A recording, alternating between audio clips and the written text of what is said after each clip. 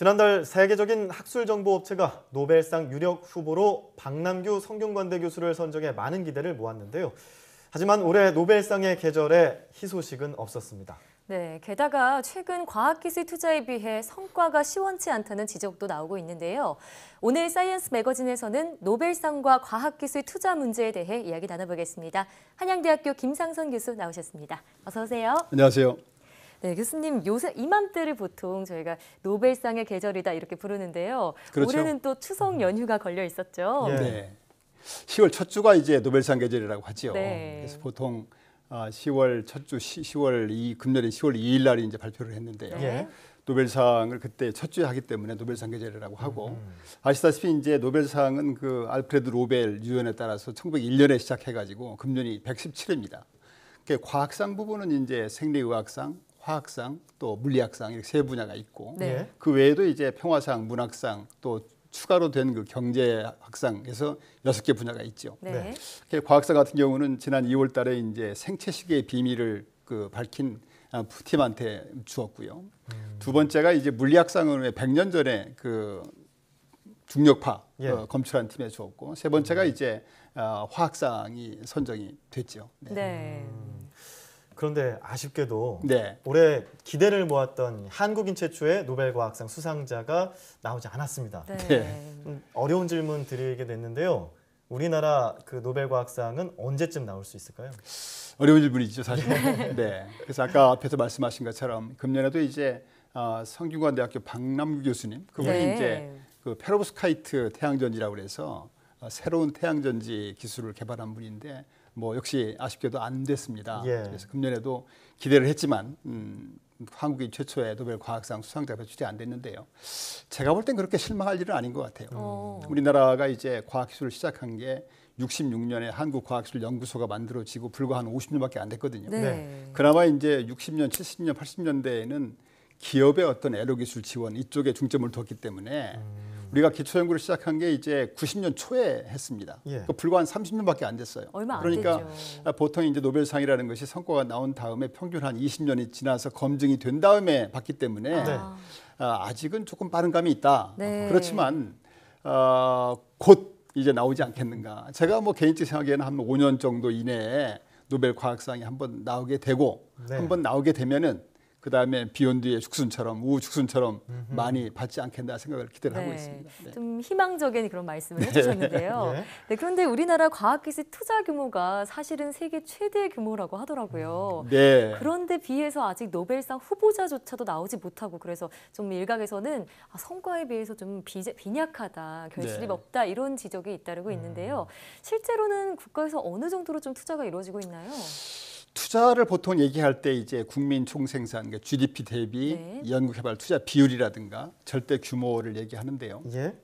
우리나라는 이제 GDP 대비 투자 비율이 4.23%입니다. 그러니까 세계 1위가 맞습니다. 네. 그다음에 이제 절대 규모도 한 66조 원을 쓰기 때문에 세계 한 6위쯤 되지요.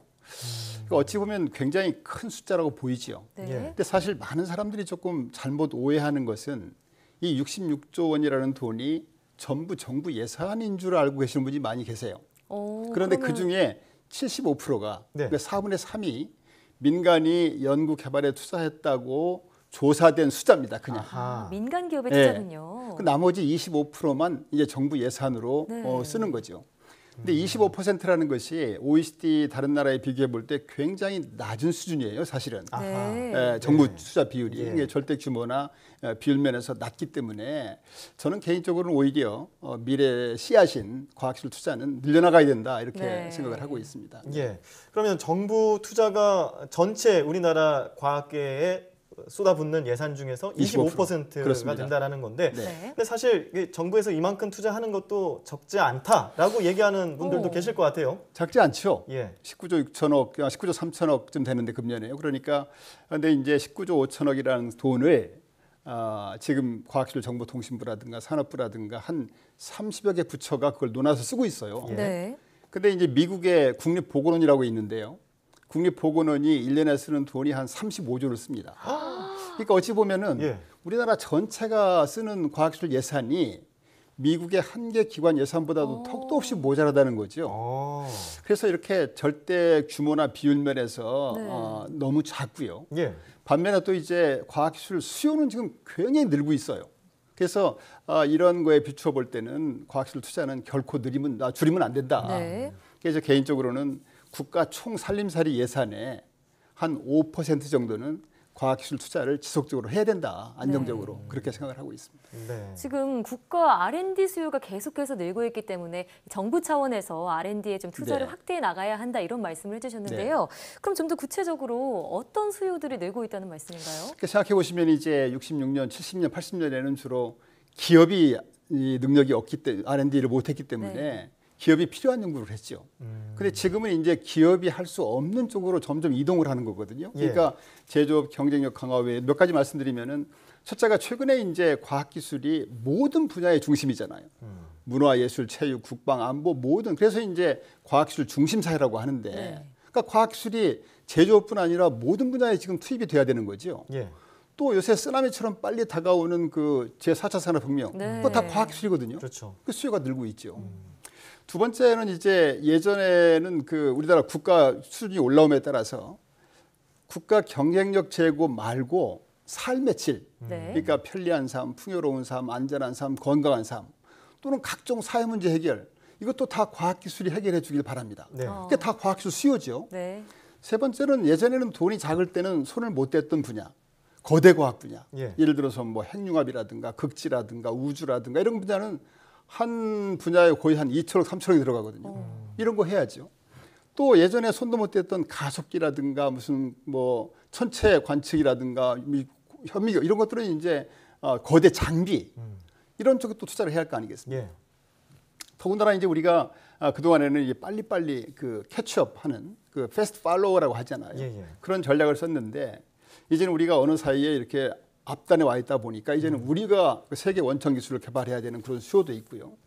마지막으로는 이제 그 과학 기술이라는 것이요. 꼭 R&D 외에도 고급 인력을 양성하는 그런 기능이 있습니다. 예. 네. 그래서 우리가 앞에서 말씀드린 이런 수요가 계속 늘고 있기 때문에 정부 투자를 더 늘려야 된다고 말씀드릴 수 있는 것이죠. 예. 네. 말씀하신 거로 인해서 이제 뭐 수요가 많아졌으니까 그러면 네. 공급이 따라가야 되는데 네. 이 공급을 위해서는 투자가 많아야 되는 게 사실이고요. 그렇죠. 그런데 일각에서는 또 투자 대비 성과가 좀 부족한 거 아니냐라는 네. 지적도 있습니다. 이 부분에 대해서 짤막하게 얘기해 주시면요. 지금 한참 국감하고 있지 않습니까? 네. 예. 국감이나 언론에서 그런 지적을 많이 해요. 예. 왜 투자는 많이 하는데 성과가 없느냐. 앞에서 말씀드린 것처럼 약간 오해하는 부분이 있고요. 그러니까 정부 부분이 너무 작기 때문에 그런 면도 있고요. 예.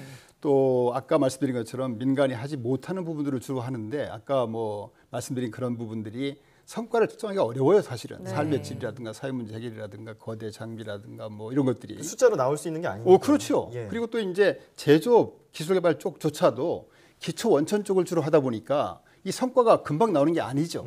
그래서 이렇게 자꾸 질책하기보다는 오히려 과학기술계에서 연구에만 몰입할 수 있는 여건을 만들어주는 걸 오히려 네. 그렇게 주력하는 것이 좋지 않느냐. 뭐 실패를 용인하는 문화라든가 또는 뭐 정말 신명나고 안정적인 연구 분위기를 만들어준다든가 국제협력 여건을 조성해준다든가 이렇게 해서 자꾸 격려를 해줘야 밤을 낮삼아서 지금 연구에 몰입하는 연구원들이 연구에 몰입을 해서 네. 세계적인 성과를 낼 수 있는 거 아니겠어요? 그러다 네. 보면 이제 제조업 경쟁력이라든가 또는 뭐 삶의 질도 높아지고 우리가 염원하는 노벨상 수상자도 그냥 자동으로 따라서 배출되지 않을까 기대를 네. 하고 있습니다. 그러니까 당장의 수상에 연연해하기보다는 네. 좀 장기적으로 노벨과학상이 만들어질 수 있는 그런 토대 마련이 중요하겠다. 이런 말씀 해주셨습니다. 지금까지 한양대학교 김상선 교수와 함께했습니다. 고맙습니다. 감사합니다.